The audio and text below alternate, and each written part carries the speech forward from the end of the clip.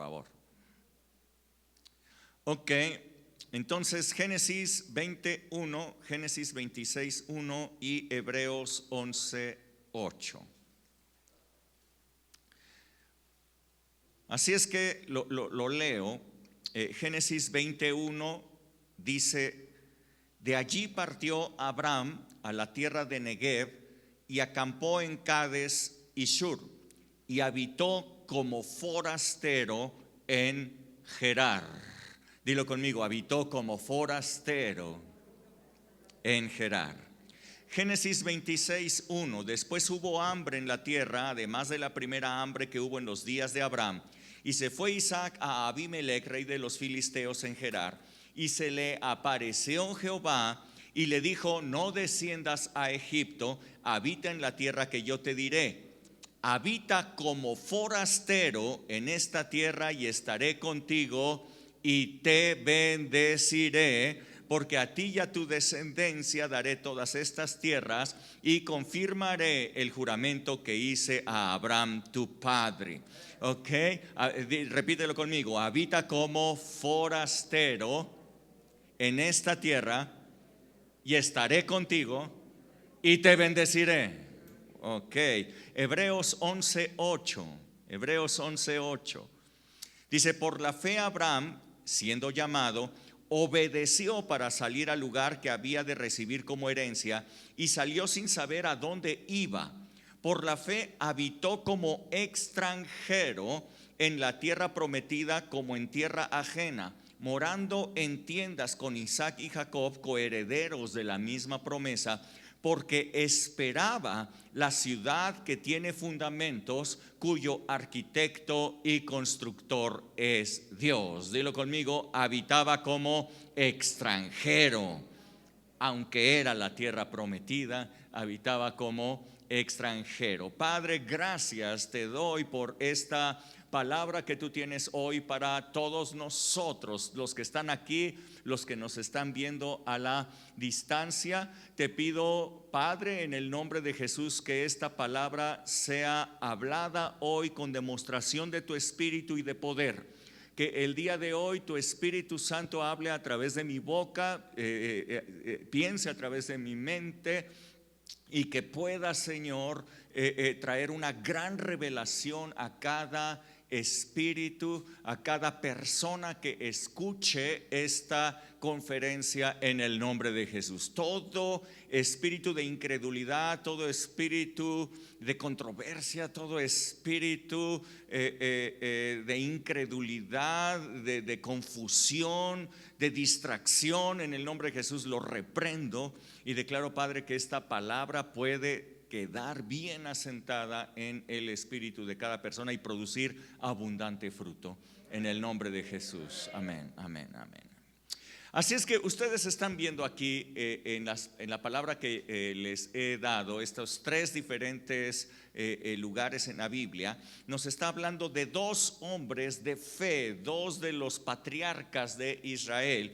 Está hablando de Abraham y de Isaac, y nos dice, nos muestra a todos nosotros los que es vivir por la fe, que era necesario vivir como forasteros en la tierra.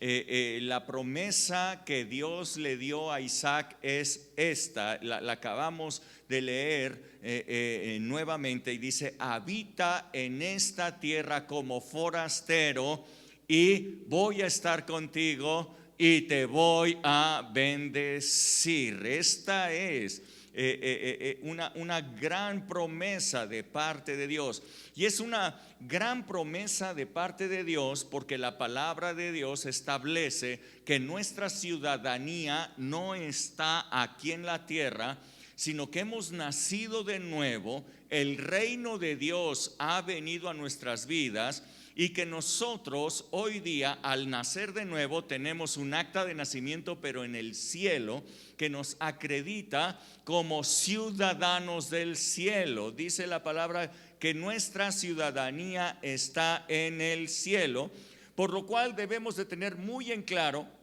que somos del cielo y no somos de la tierra. Como les he dicho varias veces, somos cielícolas, en lugar de terrícolas.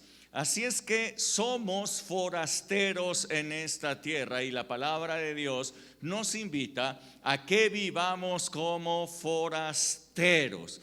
Dice Filipenses capítulo 3, verso 18, a partir del 18, si pueden leerlo, Filipenses 3, a partir del verso 18, ya está en la pantalla si tienen dificultad para encontrarlo.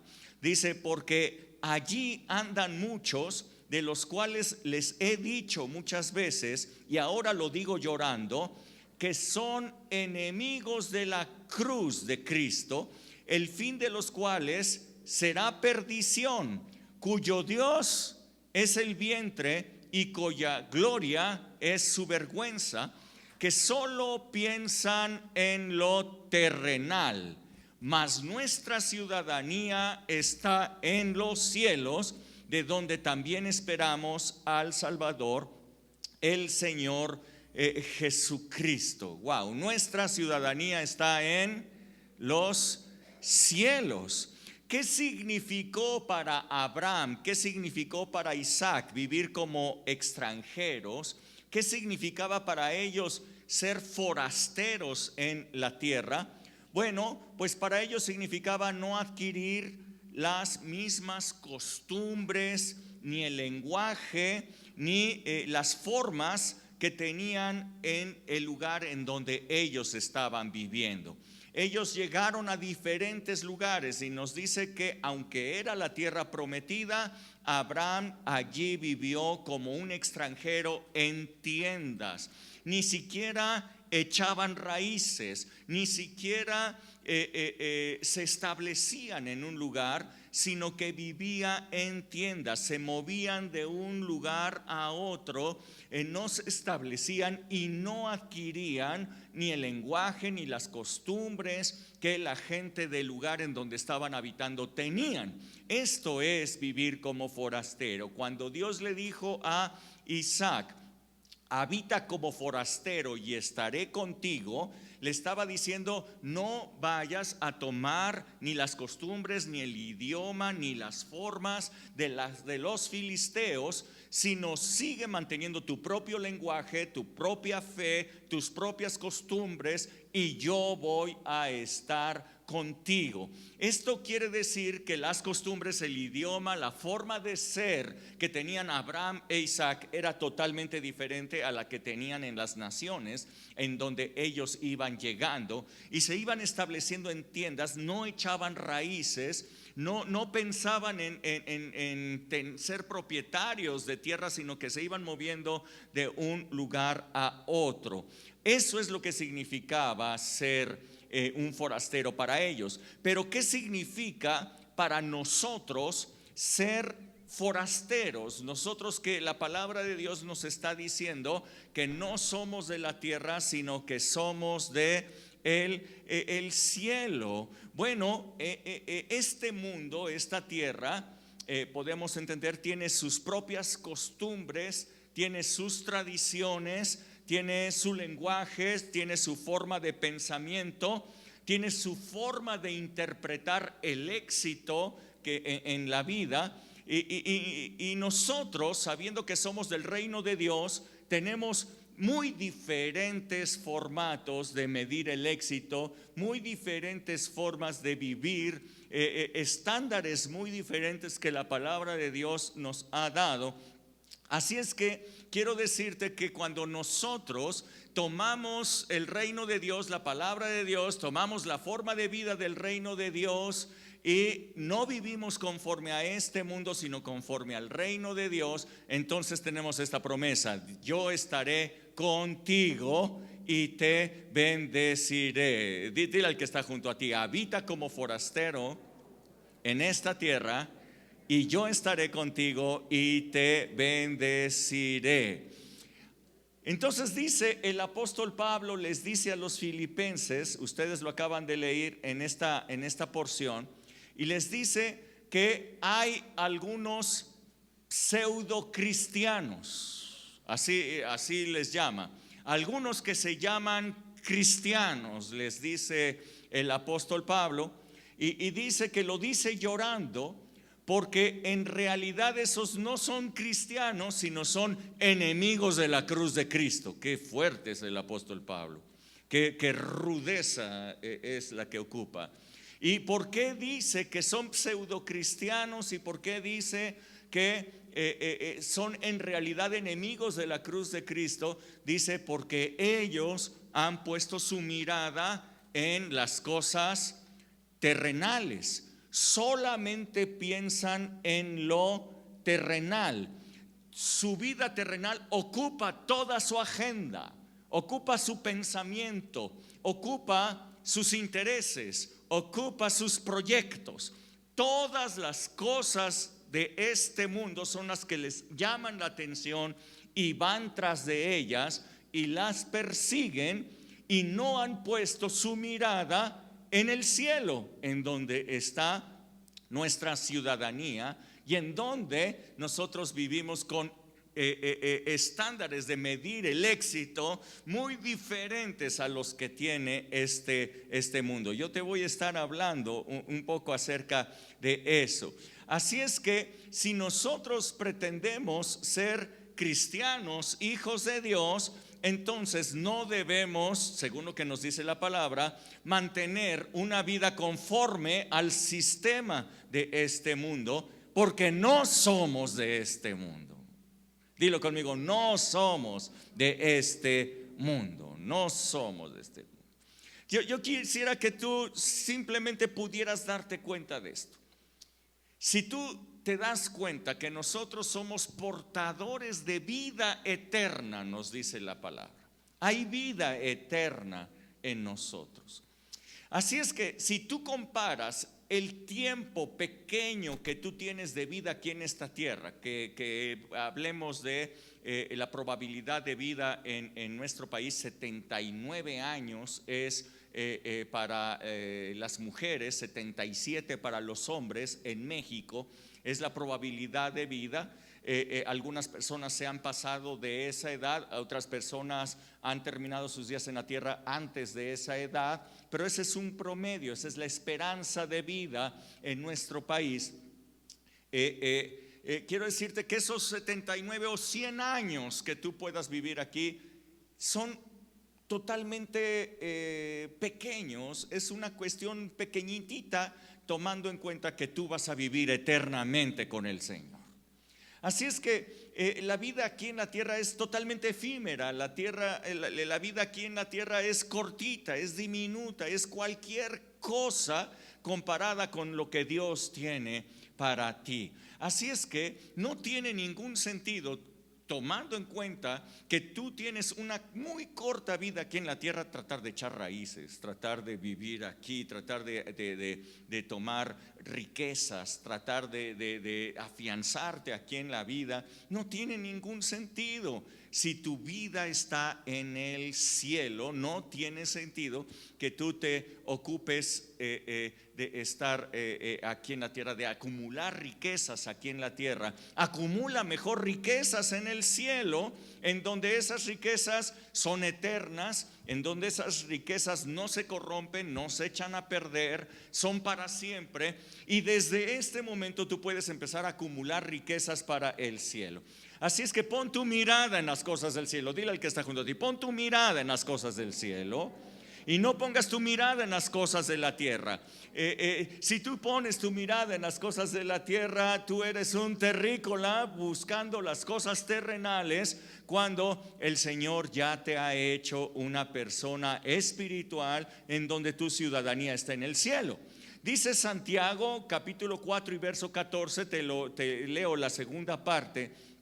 Dice, porque ¿qué es la vida? ¿Qué es vuestra vida? Ciertamente es neblina, dice Santiago. Ciertamente es neblina que se aparece por un poco de tiempo y luego se desvanece. Dice, eso es la vida aquí en la tierra. De repente apareciste, estuviste 70 años, estuviste 100 años y listo. Ahora bien, si tú simplemente comparas la vida que ha tenido el ser humano sobre la tierra, que según la Biblia son aproximadamente 6,000 años, un poquito más de 6,000 años, Y tú te das cuenta que tu vida va a ser de 100 años, 100 sobre 6,000 es verdaderamente poquito. Ahora, 6,000 años es nada tampoco con la vida eterna.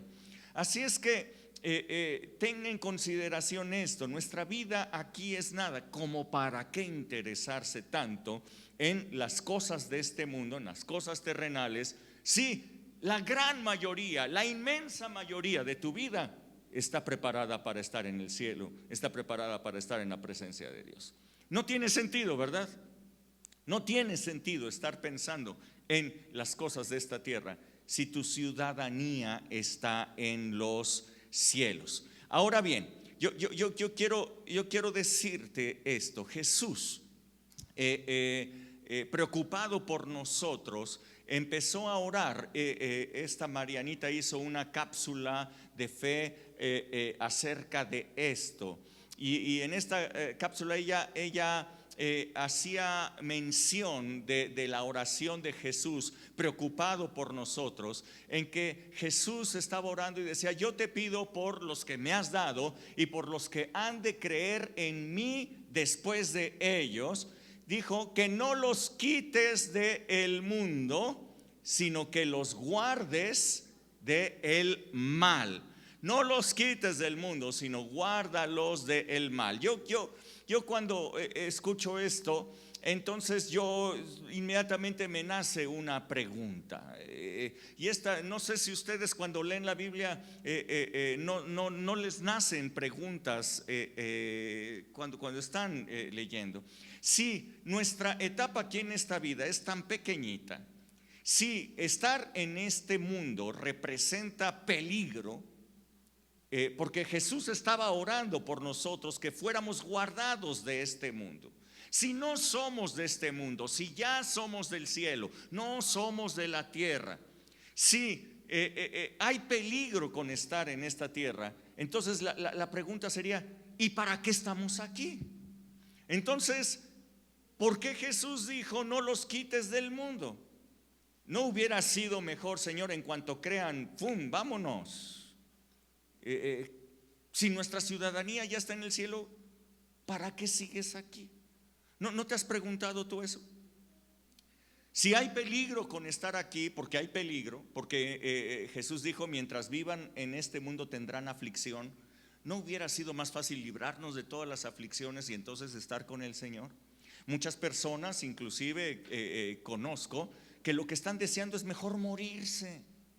Porque dicen: si estar con el Señor es mejor, si voy a estar con el Señor, entonces mejor, ay Señor, ya llévame, ya quiero irme contigo, yo ya quiero morirme, yo ya quiero estar disfrutando del cielo, estar disfrutando de ti. ¿Será eso correcto? ¿Será una opción correcta para nosotros que estemos deseando morirnos para estar con el Señor? ¿Para qué estamos aquí? Pregúntale, dile al que está junto: ¿y cómo para qué estamos aquí? ¿Y tú? ¿Para qué estás aquí? Si tu ciudadanía es del cielo, pues entonces ¿qué estás haciendo aquí? Alguien te puede decir eso. Si tú le dices a una persona: no, mira, a mí no me interesan las cosas de la tierra, a mí me interesan las cosas del cielo, porque yo soy del cielo. Una persona inteligente te puede decir: bueno, pues llégale, ¿no? ¿Qué estás haciendo aquí? Si te gusta tanto las cosas del cielo, pues si quieres te doy un balazo. Y ya con eso llegas rápido. No sé.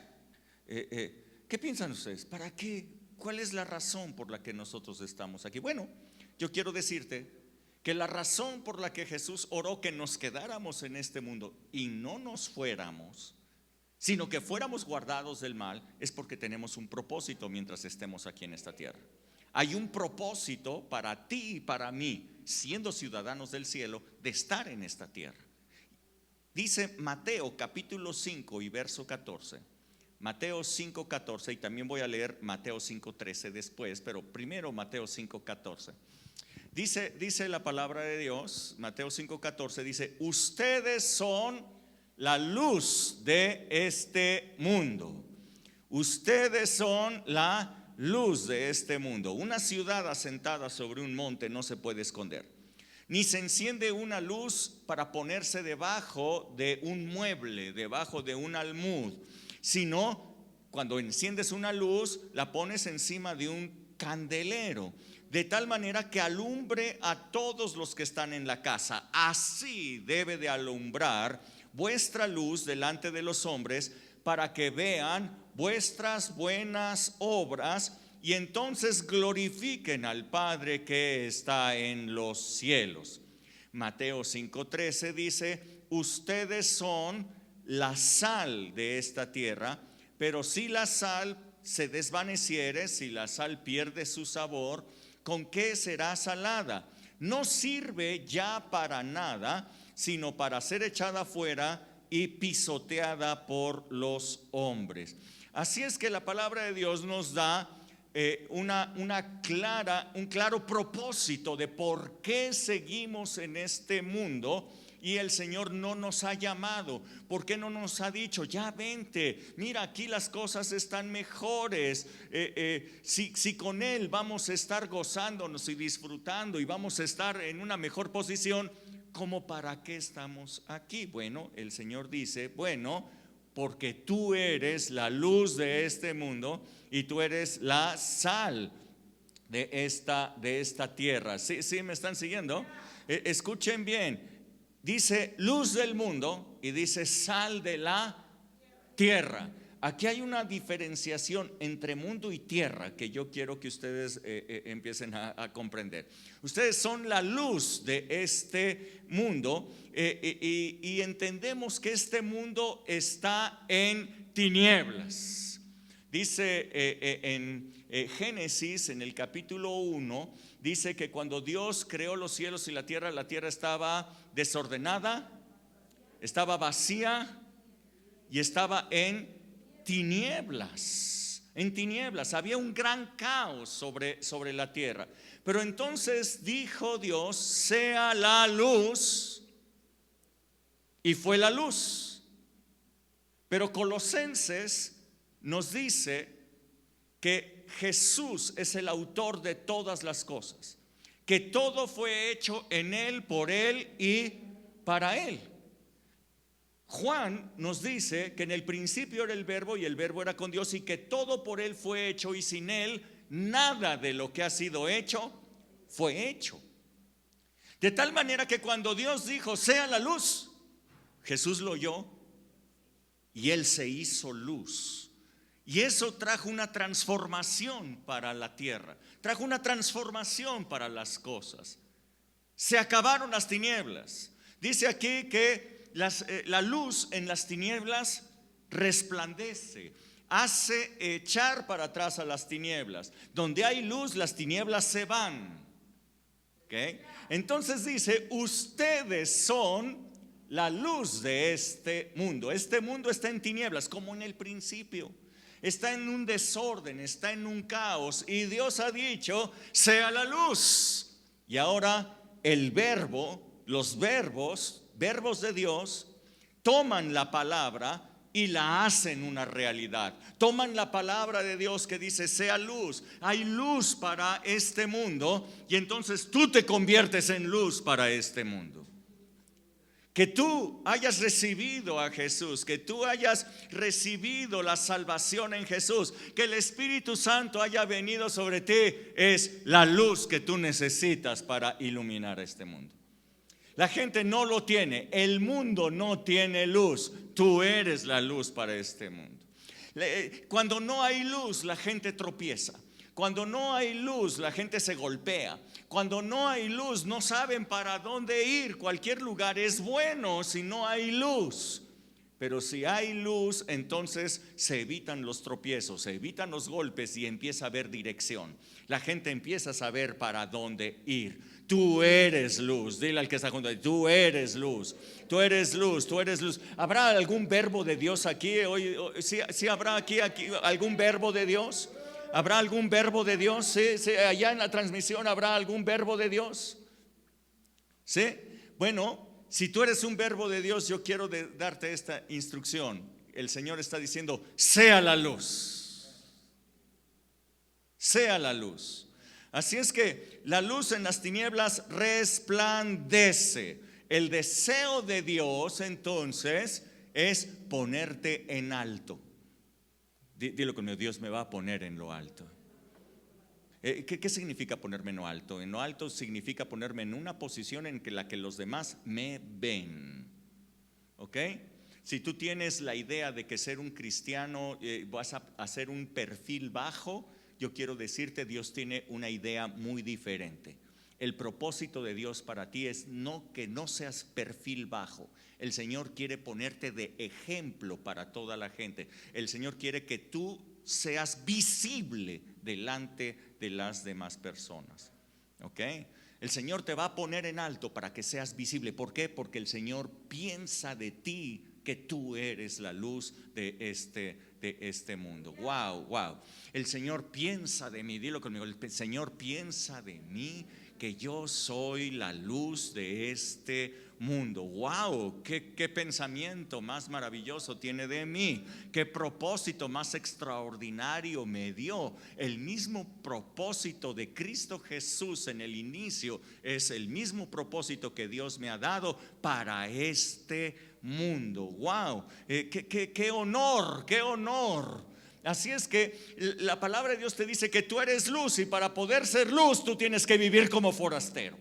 Ser un forastero en esta tierra involucra no adoptar el sistema de este mundo, no adoptar el lenguaje, las costumbres, los pensamientos de este mundo, sino vivir como la palabra de Dios te dice, con el reino de Dios en tu vida, de tal manera que la gente pueda ver el reino de Dios en ti. Entonces vas a ser luz y vas a iluminar intensamente sobre este mundo. Si tú no haces esto, si tú vives como cualquier otra persona, pues entonces realmente tu luz van a ser tinieblas, porque eres igual que los demás. Este mundo es tinieblas, y si tú eres igual al mundo, entonces tú eres tinieblas. Y si tu luz son tinieblas, pues no alumbras a nadie. Y entonces lo que dice el apóstol Pablo, dice: estos son enemigos de la cruz. Wow, qué rudo, ¿verdad? Ahora, cuando Jesús dice que tú eres la sal de la tierra, esto es diferente. Cuando dice tú eres la sal de la tierra, está haciendo una memoria, está apuntando hacia lo que la palabra de Dios nos dice que hizo el profeta Eliseo. En la palabra de Dios ustedes pueden encontrar que cuando Josué lideró a todo el pueblo de Dios para destruir la primera ciudad que destruyeron fue cuando Josué entró en la tierra prometida. La primera ciudad que destruyó fue Jericó. Ok, destruyó Jericó, le dio varias vueltas. Dice, le dio vueltas, sí, Jericó. Ok, entonces en esa ciudad, cuando la tomaron, Dios le había dado una orden. Dice: destrúyela por completo, y todo lo que hay ahí es anatema, todo es maldición. Así es que la destruyeron por completo, no la habitaron. Y Josué profirió una palabra de maldición y dijo: esta ciudad maldita ha sido destruida, y maldito todo aquel que la vuelva a construir. Aquí es una tierra de maldición. Josué lanzó una maldición. Tiempo más tarde, varios cientos de años más tarde, algún loco se le ocurrió nuevamente edificar la ciudad de Jericó, y entonces fue maldito. Esa persona murió, su familia, a causa de haber edificado nuevamente Jericó, y empezaron a habitarla, pero la ciudad estaba bajo esa maldición. Cuando Eliseo recibe la doble porción de la unción que había en Elías, el primer lugar a donde lo llevan los hijos de los profetas. No había más profetas, el único profeta que quedaba era Elías, y Elías fue llevado con el Señor. Todos los demás eran hijos de los profetas, porque a todos los profetas los había matado Jezabel. Así es que los hijos de los profetas se llevaron a Eliseo y lo llevaron a la ciudad de Jericó, y en la ciudad de Jericó le dijeron: mira, esta ciudad está excelentemente bien ubicada comercialmente. Sin embargo, las aguas son aguas amargas y no podemos producir nada. Hay mucha hambre, la ciudad está en pobreza, aunque está perfectamente ubicada, porque las aguas son amargas. Hay una maldición aquí, hay una maldición. Eliseo entonces, no sé si tenía conocimiento de la maldición que había proferido Josué antes, o le era desconocido esto, pero Eliseo, con esa doble porción de unción que había sobre él, ordenó a los hijos de los profetas que fueran por sal. Entonces les dijo: pongan sal en una gran vasija. Trajeron sal en esa vasija y les dijo: ¿dónde están las fuentes de las aguas? ¿De dónde salen las aguas aquí en Jericó? Y lo llevaron al lugar en donde salían esas aguas amargas, esas aguas que no podían consumirse y que no producían buenas cosechas. Y entonces llegó con aquella vasija de sal y la derramó allí sobre la fuente de las aguas y dijo: hoy estas aguas están siendo sanadas y esta tierra es sanada. Wow.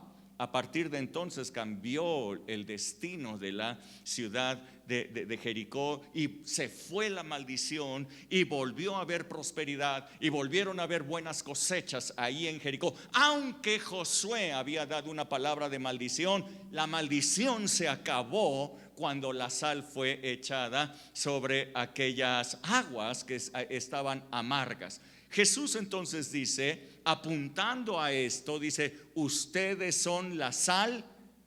No dijo del mundo, sino ustedes son la sal de la tierra, de la tierra. Quiero que ustedes entiendan que esta tierra donde nosotros vivimos, México, de acuerdo a lo que dice la Escritura, está en una terrible maldición por toda la sangre inocente que se ha derramado en nuestro país. Desde los tiempos ancestrales, desde los tiempos precolombinos, nosotros vemos sangre derramada en nuestro país. Los aztecas, los mexicas, los que vivieron en esta zona derramaban sangre inocente como si fuera cualquier cosa. O sea, lo sacrificaban a los ídolos, de tal manera que traían toda peor maldición sobre nuestra tierra. La tierra en donde nosotros vivimos es una tierra que ha recibido maldición y maldición y maldición por tanta sangre inocente derramada. Llegaron los españoles y no fueron mejores. Los españoles hicieron matanzas impresionantes. En Cholula hicieron una matanza brutal. En Tenochtitlán hicieron otra matanza igualmente terrible. Los españoles no fueron diferentes. Ellos, en nombre de Dios y no en nombre de los ídolos, sino en nombre de Dios, hicieron toda aquella gran matanza. Pero sangre fue derramada, sangre inocente fue derramada. Y después llegó el tiempo de independencia. Igualmente hubo una lucha, la revolución, y después de la revolución vino tiempo en nuestro país, y nosotros podemos ver todos los días que el número de muertos es impresionantemente grande. Nosotros podemos ver el día de hoy los muertos del presidente Obrador son 3 veces más grandes que los muertos que tenía el presidente Peña. Y el presidente Peña tuvo como el doble de los que tenía el presidente Calderón. Así es que el día de hoy estamos teniendo una cantidad de muertos por muerte dolosa de una cantidad impresionante. La sangre se sigue derramando sobre México. Pareciera que es, no sé, la costumbre de México derramar sangre inocente. Bueno, la sangre sigue siendo derramada. De acuerdo a la palabra de Dios, la sangre clama al cielo y pide venganza. ¿Okay? Así es que esta tierra vive bajo maldición, pero tú eres la sal de la tierra. Tú eres esa sal puesta en una vasija, la cual ha sido derramada sobre las aguas de nuestro país. Y donde quiera que tú estás, dado que tú eres sal, allí se quita la maldición de la tierra en el nombre de Jesús. Allí hay prosperidad, allí las aguas no son amargas, allí hay aguas dulces, allí entonces es un lugar de bendición, es un lugar de conexión con el cielo, es un lugar en donde las personas pueden prosperar, es un lugar bendito, el lugar en donde tú estés. Bendita empresa en que te contrate a ti, porque tú eres la sal de esa empresa, tú eres la sal para esa empresa. Se quita la maldición, se quita toda reclamación diabólica que haya sobre ellos, porque ha llegado la sal de la tierra a ese lugar. Tú eres la sal de la tierra. Así es que quiero decirte que no me voy todavía al cielo, aunque soy del cielo, aunque anhelo estar en el cielo, todavía no me voy al cielo, porque tengo un propósito muy importante: ser luz y ser sal. Pero si la sal se desvanece, pero si la sal no sala, pero si la luz no alumbra, ¿cómo para qué estás aquí? O sea, realmente dice, eres como para ser pisoteado por todas las demás personas, para ser humillado y pisoteado, porque no estás cumpliendo con tu función, con tu propósito. ¿Me están entendiendo? ¿Sí? Ser forasteros en esta tierra. Ser forasteros en para hacer sal necesita ser un forastero. Para hacer luz necesita ser un forastero. Habita como forastero y yo te voy a bendecir. Deja de estarte preocupando por las cosas de esta tierra. Busca primero el reino de Dios y su justicia, y todo te será añadido, dijo Jesús. Así es que no te preocupes por las cosas de aquí y la tierra. Preocúpate por ser un forastero, y Dios te va a bendecir y vas a tener riquezas, prosperidad, honra y poder.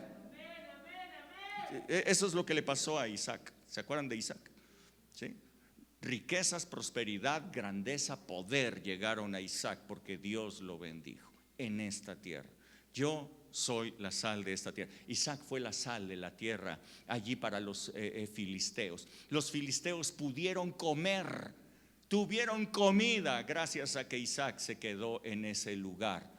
Quiero decirles, Egipto no fue la bendición del pueblo de Dios, aunque el pueblo de Dios llegó allí cuando ellos había hambre sobre toda la tierra, y llegó ahí José y puso un plan maravilloso para que ellos pudieran tener comida abundante. Yo quiero decirles, Egipto no fue la bendición de José, José fue la bendición de Egipto.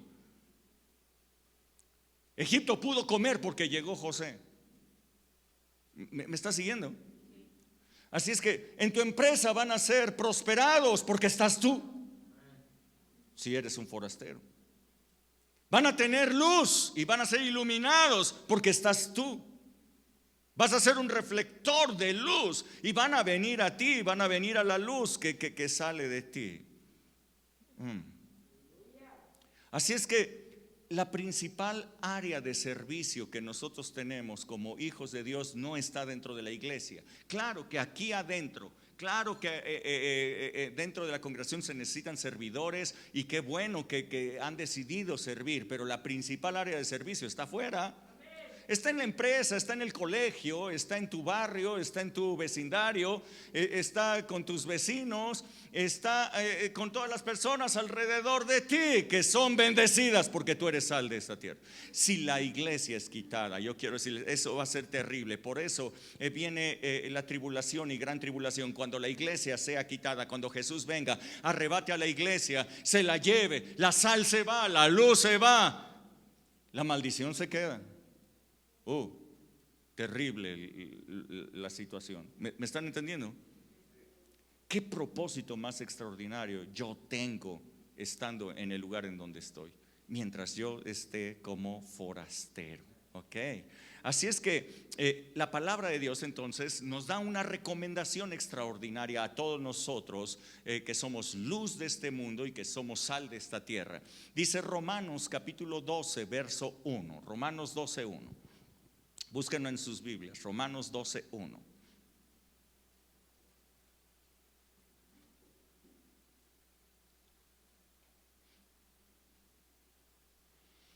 Dice: así que, hermanos, les ruego por las misericordias de Dios que presenten sus cuerpos en sacrificio vivo, santo, agradable a Dios, que es vuestro culto racional. No se conformen a este siglo, sino transfórmense por medio de la renovación de su entendimiento, para que entonces puedan comprobar que la voluntad de Dios es buena, agradable y es perfecta. Gracias Dios, gracias Padre. Así es que la palabra de Dios nos dice a nosotros que no nos conformemos. ¿Qué significa conformar? Conformar significa meter alguna cosa que es maleable, meterla en un molde, meterla en una forma preestablecida. Cuando tú metes alguna cosa que la puedes manejar, un pastel o algo por eso, lo metes en un molde, se está conformando, está tomando la forma del molde. ¿Cuál es el molde en este caso? Dice este siglo. ¿Por qué dice este siglo? Porque las formas de pensamiento del mundo siempre están cambiando. Siglo con siglo hay un cambio de formas de pensamiento, de tal manera que lo que se ve bien, lo que es admitido, lo que se considera como éxito, entonces empieza a cambiar de acuerdo a las formas de pensamiento que se van teniendo. Y nos dice la palabra: no te metas en la forma de los pensamientos, de las costumbres que haya en el siglo que te tocó a ti vivir. No te metas en ello, sino por el contrario, transforma tu vida. Transformar es lo contrario de conformar. Conformar es meterte en un molde, transformar es cambiar de forma. Tú necesitas cambiar de forma. ¿Cuál forma? La forma en la que fuiste educado para la forma que Dios tiene para ti. Transfórmate por medio de la renovación de tu mente. Tu mente tiene que ser nueva. Tu mente tiene que dejar las cosas de antes, los pensamientos de antes, las ideas que tenías antes, los conceptos de antes, para entonces tomar la palabra de Dios, hacerla tuya, que venga a ti, y entonces empezarás a comprobar, al haber cambiado tu manera de pensar, que la voluntad de Dios para tu vida es buena, es agradable y es perfecta. ¿Sí me siguen? El día de hoy, por ejemplo, no sé, ustedes pueden darse cuenta, en nuestro siglo que nos ha tocado vivir, que hay un montón de corrientes de pensamiento que se sienten vanguardistas, que en realidad rayan, no sé, en la locura. Yo creo que ya es algo irracional. De repente, alguna persona, algún hombre, se sintió que era una mujer, atrapado en el cuerpo de un hombre.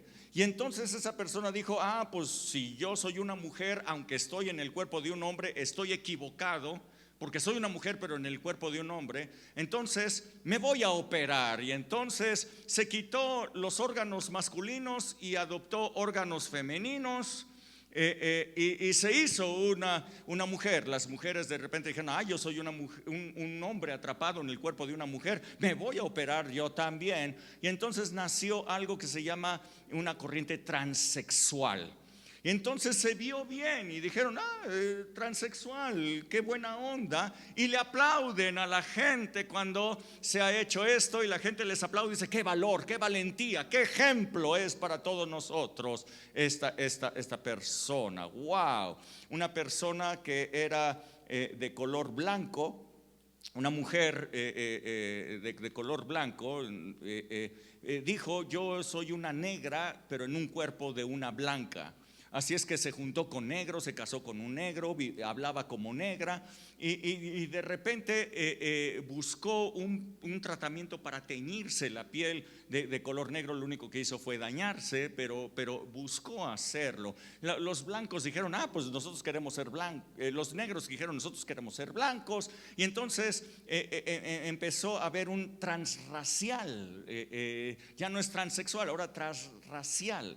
Y un hombre, esto fue muy comentado también en redes sociales, un hombre aproximadamente de 55 años, medio gordinflón el señor, decía que él era un bebé, que él era un niño atrapado en el cuerpo de una persona grande, por lo cual quiso ingresar a un kinder para convivir con otros niños pues de su edad, ¿no? Entonces al inicio el colegio le dijo que no, que eso era imposible, que cómo creía, él no estaba apto para poder convivir con los otros niños, y él dijo que sí. Entonces demandó a la escuela por discriminación, debido a que él dijo, yo no soy transexual, yo no soy transracial, yo soy transedad. Yo soy transedad. Entonces lo tuvieron que admitir en la escuela en Estados Unidos, en el kinder, para que pudiera convivir con los demás niños. Los otros papás estaban como infartados, pero esto es lo visto. Entonces dijeron, ¿para qué tener baños de hombres y de mujeres si los hombres se hacen mujeres, las mujeres se hacen hombres y todos hacemos de la misma manera? Pues entonces baños de hombres y mujeres no importa, baños para humanos. De repente entonces alguien dijo, yo no me siento ni hombre ni mujer, yo soy no binario. Yo soy no binario. El binario es hombre o mujer, ¿no? Entonces hay hombres que se sienten mujeres, mujeres que se sienten hombres, pero alguien dijo, yo no soy ni hombre ni mujer, yo soy un ser humano. Entonces, como no soy hombre ni mujer, trátenme así. Entonces empezó a nacer el lenguaje inclusivo también, en donde usas la E en vez de la A o la O. Entonces empiezas a tener un lenguaje inclusivo, porque si no es discriminatorio para los no binarios. Y todo eso el día de hoy se aplaude, y el día de hoy, si tú no estás de acuerdo a esa corriente, te corren de la televisión, te corren de los lugares de opinión, incluso hasta la cárcel puedes ir a dar. Ese es el siglo en donde nos tocó vivir. Es una locura verdaderamente. Nada que ver, se les llamó locos, y realmente lo eran, a los filósofos en el tiempo de la Revolución Francesa, Voltaire y todos esos que prepararon una locura ahí en Francia, un cambio loco, en donde volvieron al hombre la parte central y sacaron a Dios de la ecuación.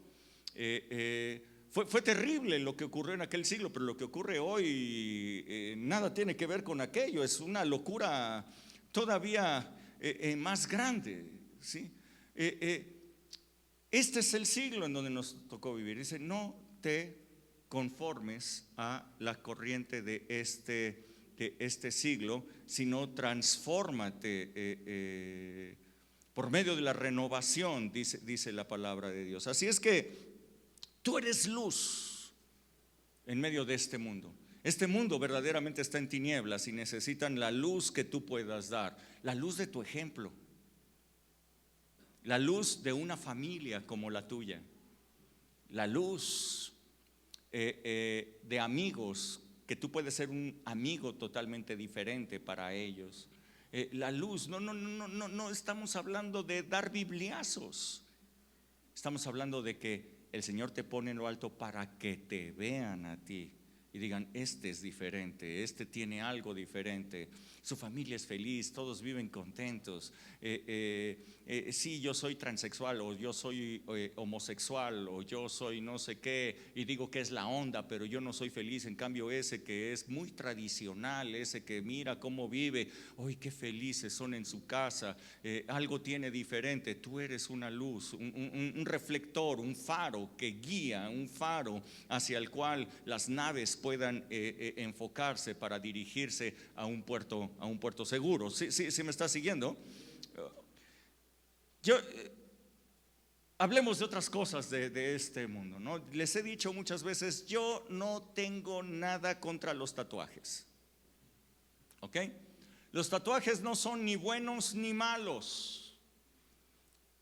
De ninguna manera yo voy a adoptar la posición religiosa que dice que la Biblia dice que no te hagas rasguños y que eso quiere decir los tatuajes y no sé qué. Y les puedo decir con toda certeza de que cuando la Biblia habla de eso, no está hablando de tatuajes, está hablando de la práctica que tenían los sacerdotes de los dioses ajenos de hacerse sajadas para chorrear sangre, para adorar a sus dioses. De eso es de lo que está hablando, no está hablando de tatuajes. Es más, en una parte en donde sí habla de tatuajes, habla positivamente. En Cantares dice, ponme como una marca sobre tu brazo.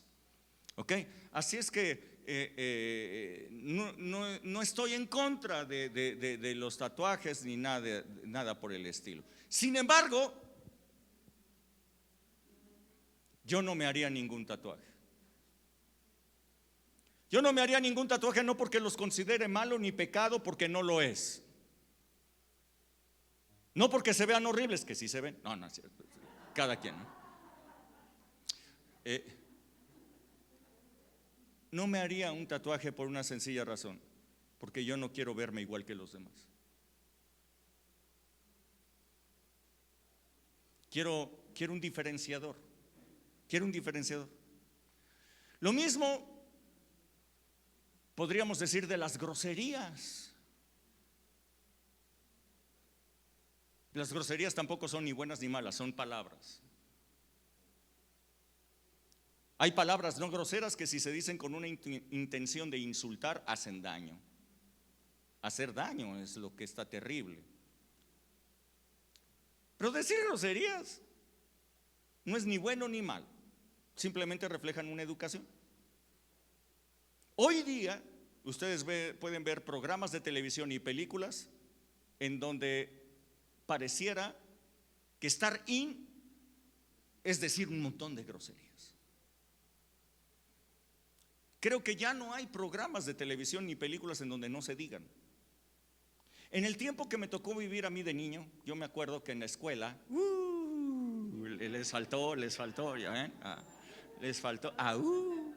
Cuando yo era niño en la escuela, yo recuerdo, esto es una gran memoria, yo recuerdo que los hombres hablaban con un montón de groserías, pero las niñas no. Es más, me acuerdo que los hombres no decían groserías en frente de las niñas, por respeto a las niñas, pero entre los hombres hablaban con un montón de groserías.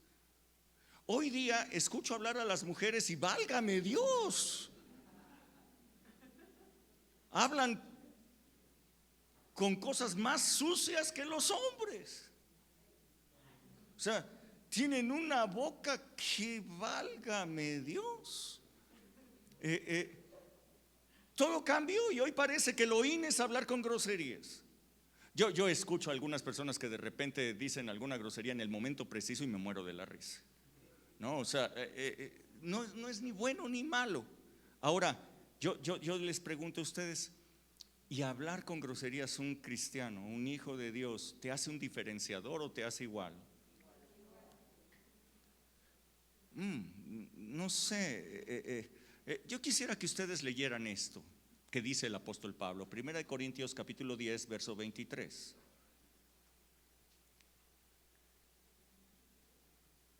¿Será, o sea, diciendo groserías puedo ser sal y luz? ¿Soy un faro de luz? No sé. Y no tiene nada de malo. 1 Corintios 10, 23 dice la palabra de Dios, dice el apóstol Pablo, escucha, todo me es lícito, pero no todo conviene. Todo me es lícito, pero no todo edifica. Ninguno busque su propio bien, sino el del otro. Wow. Ser luz y ser sal es tener presente que mi vida tiene que ver con los demás. Ser luz y ser sal en esta vida, habitar aquí en esta tierra como forastero, Me está diciendo que yo no debo de buscar mi propio bien, sino el de los demás. Si estoy aquí es para beneficio de otros. ¿Quién se ocupa de mí entonces? Dios. ¿Quién se ocupa de mis intereses? Dios. ¿Quién se ocupa de que yo esté bien? Dios. Pero yo estoy aquí en esta tierra. Jesús oró: Dios, Padre, no me quites a Rubén de este mundo, nada más guárdalo del mal. Mientras está aquí, guárdalo. ¿Por qué? Porque lo necesito. Él es luz y Él es sal para esta tierra. El Padre dice: no, yo me lo quiero traer. No, déjalo. Él es luz, Él es sal. ¿Me estás entendiendo? De tal manera que entonces, ¿qué es lo que conviene? Muchos cristianos siempre están pensando, y esta es la pregunta más recurrente para un pastor. Quiero decirles con toda vergüenza, la pregunta más recurrente para un pastor es: pastor, ¿esto es pecado?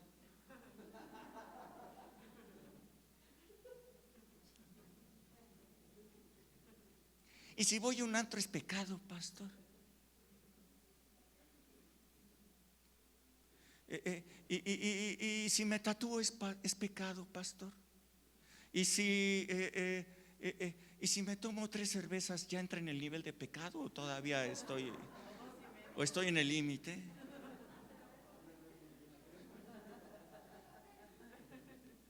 Un tequila ya es pecado, pastor.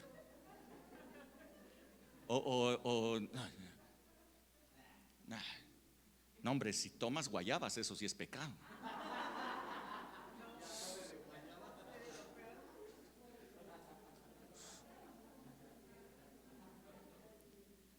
Nauseabundo eso. Eso sí es pecado, por favor. Entonces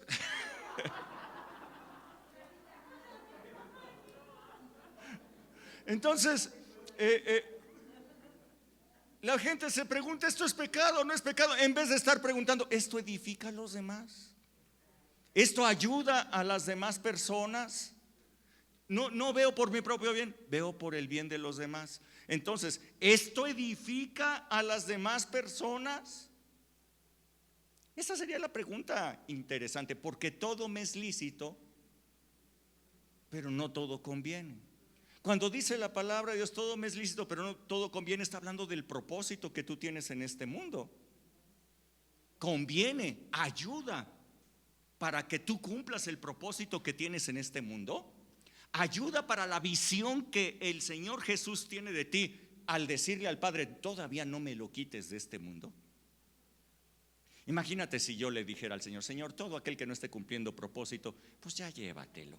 No, hombre, que a lo mejor nos quedamos con media iglesia, no manches. Entonces el Señor me dijo: no, mejor predícales esta palabra. Si no, te llevas a casi todos. No, espérate. Todo estaría bien. Todo me es lícito, pero no todo conviene. ¿Conviene a qué? ¿Me conviene a mí o conviene para el propósito que Dios tiene en mí? ¿Ok? Entonces dice aquí: ninguno busque su propio bien, sino el de el otro. Wow. Entonces, tomarse una cerveza, 10 cervezas, no sé, ¿es malo? ¿Es pecado? Pues no.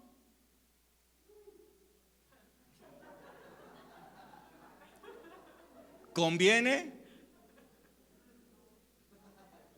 No. ¿Me están siguiendo? ¿Sí? ¿Conviene? No. O sea, ¿estás buscando tu propio bien o estás buscando el bien de los demás? ¿Cómo te puedes hacer diferente? ¿Cuál es el diferenciador? Dice la palabra de Dios: no se embriaguen ustedes con el alcohol, más bien sean llenos del Espíritu Santo, dice.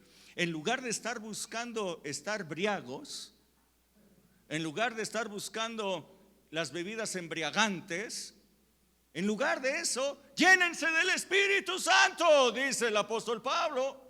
En lugar de poner su mirada en las cosas de la tierra, pues pónganlas en las cosas del cielo. No sean tarugos. ¿Están entendiendo la reflexión?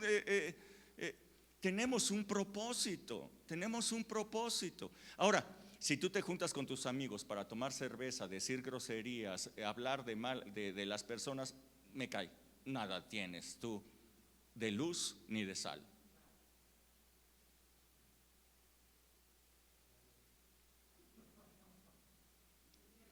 Ok, sí está claro. Ahora, estoy seguro que muchas personas ahorita ya con el sniper, ya lo siento yo aquí, ¿no? Foquito rojo ya tengo aquí, foquito rojo. Estoy seguro que muchas personas están diciendo, ay Rubén, pero hay muchas cosas más importantes que tú estés hablando de tatuajes, piercing, cigarros, alcohol, malas palabras. Claro que sí hay cosas mucho más importantes, la fidelidad en el matrimonio, por ejemplo. La lealtad que tú puedas tener a la empresa en donde tú estás trabajando, la lealtad que tú puedas tener a tu congregación, dar lo mejor de ti en todas partes, en donde quiera que tú estés. Eso es mucho más importante. La educación de tus hijos, el amor que tú le demuestres a las demás personas. Sí, todo eso es mucho más importante. Lo otro te lo estoy tratando como un punto en el que no todo conviene. Así es que yo te voy a estar hablando de estas cosas. Esta va a ser una serie de conferencias. Hoy solamente te estoy dando la introducción de vivir en esta tierra como un forastero. Así es que la palabra de Dios nos habla de estas tres cosas importantes. Mira, 2 Corintios 8:7. 2 Corintios 8:7. Vivir como forastero en esta tierra. Todos hablan groserías, yo hablo fe.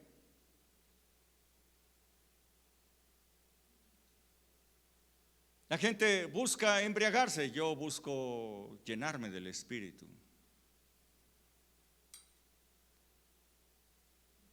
La gente busca modas. Yo me visto de Jesucristo, de un sacerdocio.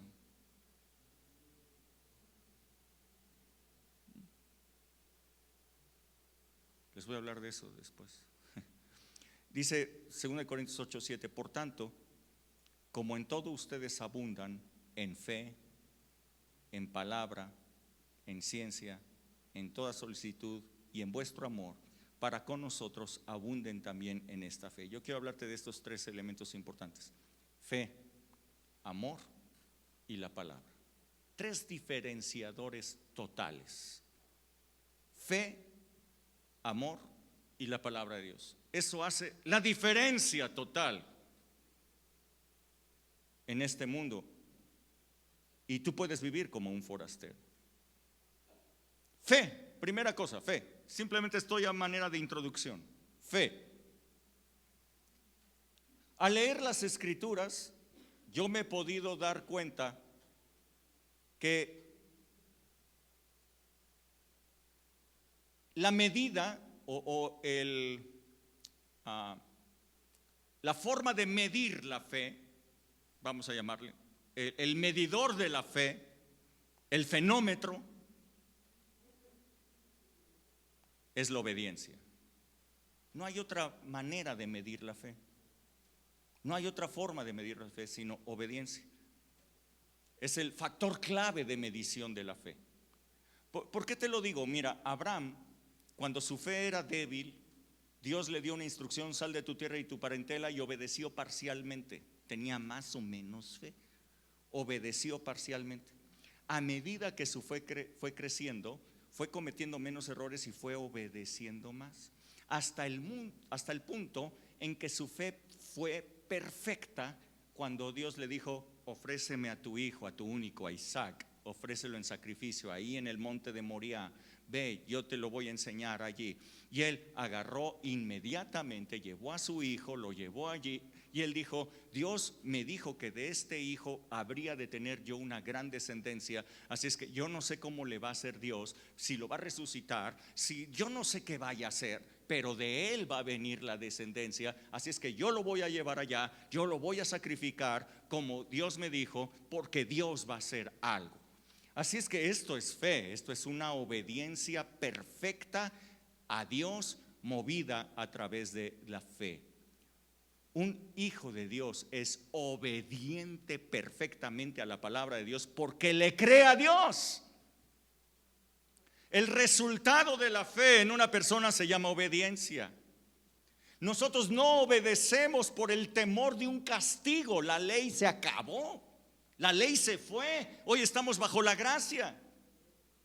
Así es que no obedecemos por temor al castigo. Ya no hay castigos. Cristo Jesús fue castigado en sustitución nuestra por todas nuestras desobediencias.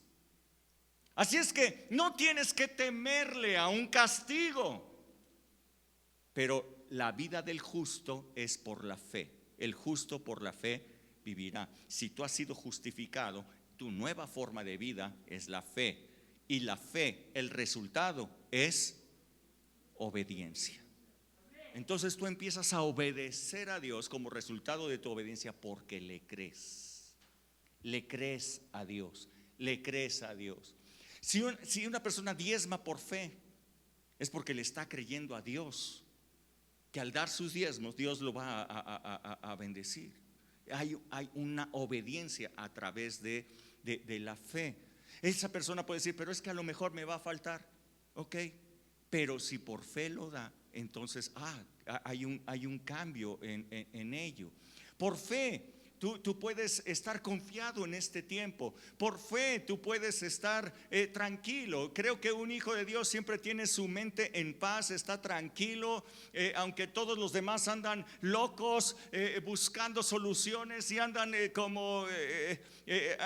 muy preocupados por la situación actual y todo el rollo. Un hijo de Dios puede estar tranquilo porque tiene fe. Un gran diferenciador del resto de las personas. Hablar por fe, que vivir en incertidumbre o hacer cada quien lo que mejor le parezca.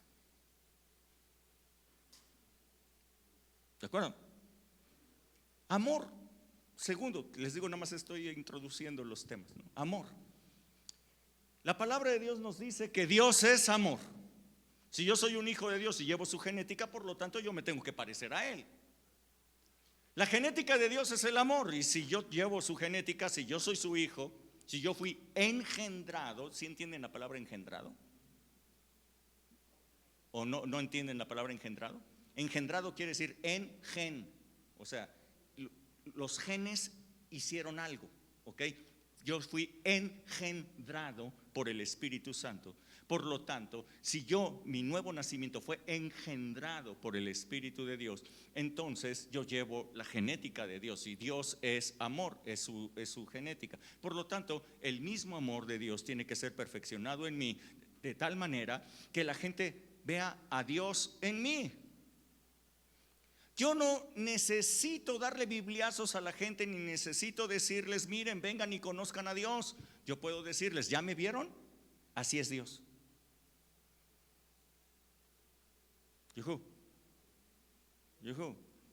¿Te atreves a decirle así a tu compadre?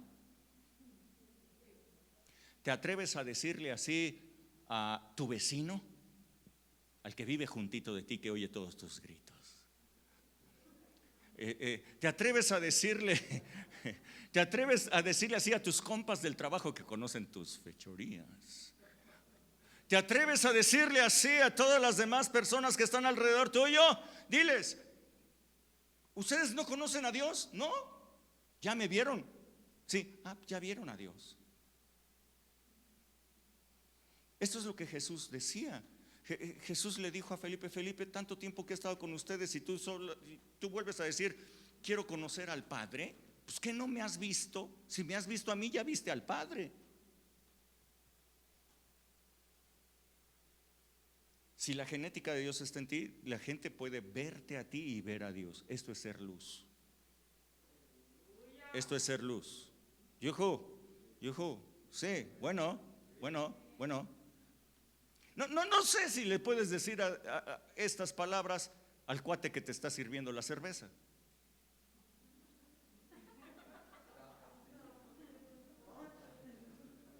O a la chava que te está haciendo el tatuaje. O o los cuates con los cuales estás albureando. ¿Ya me viste a mí? ¿Ya viste a Dios? Ah, Dios es alburero.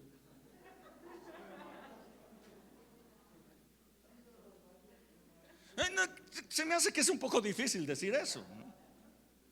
Por eso, aunque todo me es lícito, no todo conviene.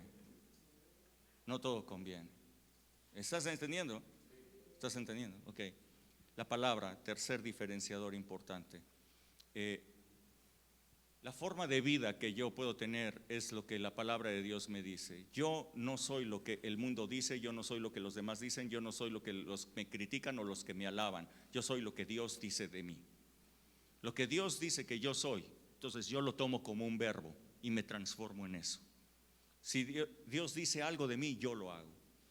Yo lo obedezco, yo lo creo, yo lo realizo. Entonces la palabra de Dios se vuelve una realidad en mi vida y todas las demás personas pueden leer la palabra de Dios en mí. Soy una carta abierta, escrita con la sangre de Jesús, inspirada por el Espíritu Santo, para que todos los demás lean la voluntad de Dios en mí. ¿Me están entendiendo? Dice la palabra de Dios que el hombre natural no puede recibir este libro porque este libro tiene que discernirse espiritualmente. Entonces, si yo le agarro y te regalo este libro, tú eres más mundial que el mundo. Entonces, léelo, mira, vas a encontrar cosas padrísimas y todo.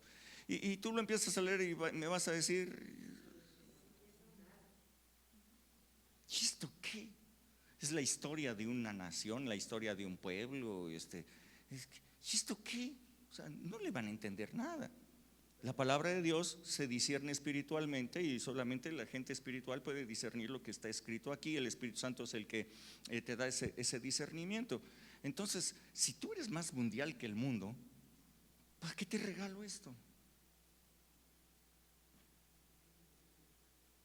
En cambio, yo soy una carta abierta, escrita por Dios, escrita con la sangre de Jesús para tu vida, sin sellos, no está sellada. Aquí puedes leer la voluntad de Dios. En mí la puedes. Si yo soy la palabra de Dios, si yo tomo la palabra de Dios, me convierto en lo que dice la palabra de Dios, entonces tú puedes leer la palabra de Dios en mí. Wow. Y cuando tú te conviertas, cuando vengas al Espíritu de Dios, entonces tú solita ya le vas a entrar a ese. Entonces sí vas a recibir revelación. Pero mientras tanto, yo soy tu carta. ¿Sí me estás entendiendo? El apóstol Pablo escribió carta para los corintios. El apóstol Pablo escribió carta para los filipenses. Escribió carta para los colosenses. Escribió carta para muchas. Yo soy una carta para los mexicanos.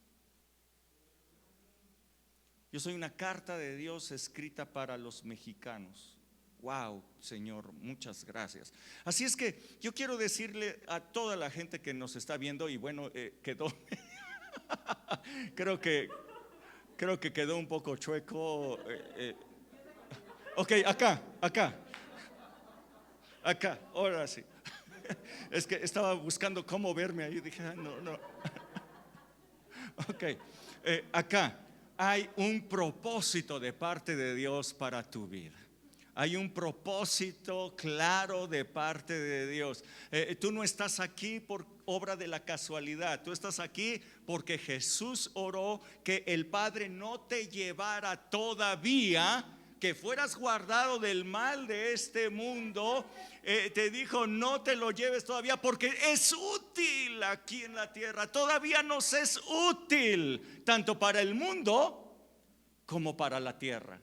Así es que tienes un propósito de parte de Dios. Tienen ustedes un propósito de parte de Dios. ¿Por qué no te pones en pie? Y si tú lo gustas hacer, haz un voto el día de hoy. Haz un voto ahí en tu casa de vivir en esta tierra como forastero. Ser un forastero, vivir como forastero en este mundo. Vive en esta tierra como forastero y te voy a bendecir, dice el Señor.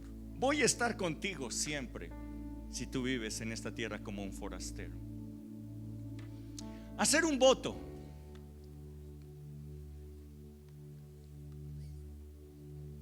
En la antigüedad,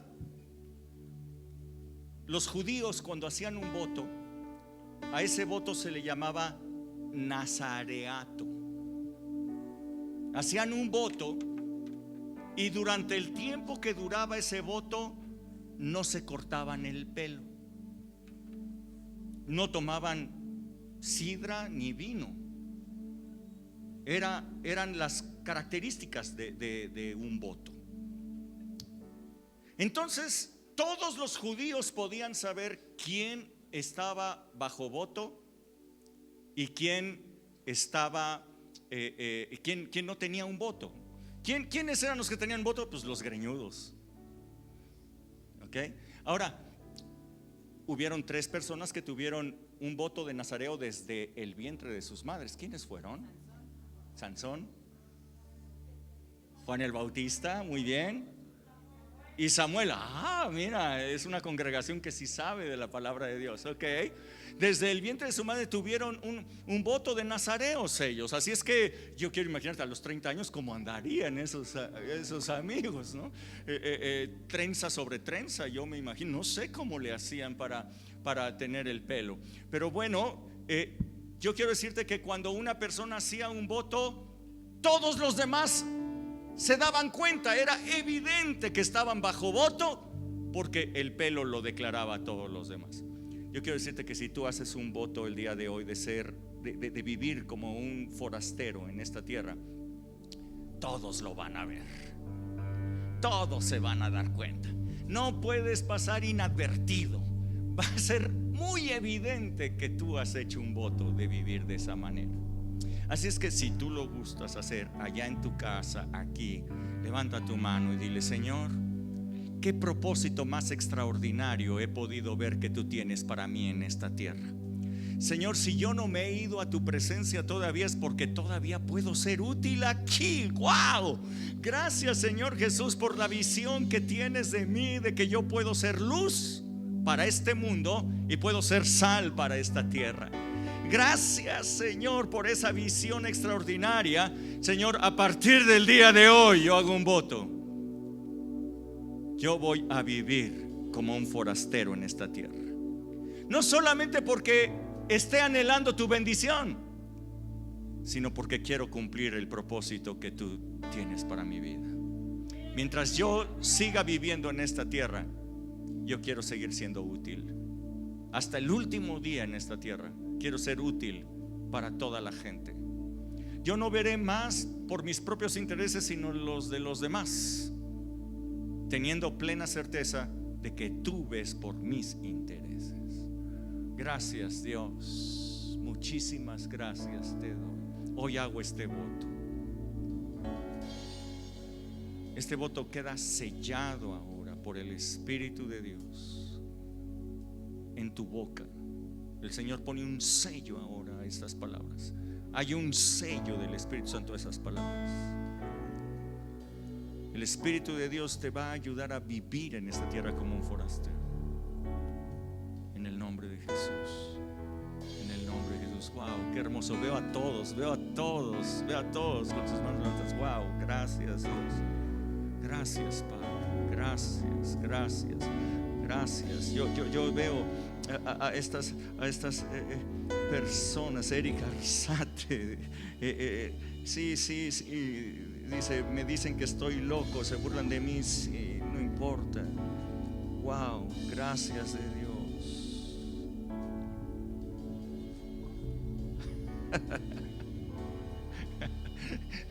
Esaú dice: no sabía que comer guayaba era pecado.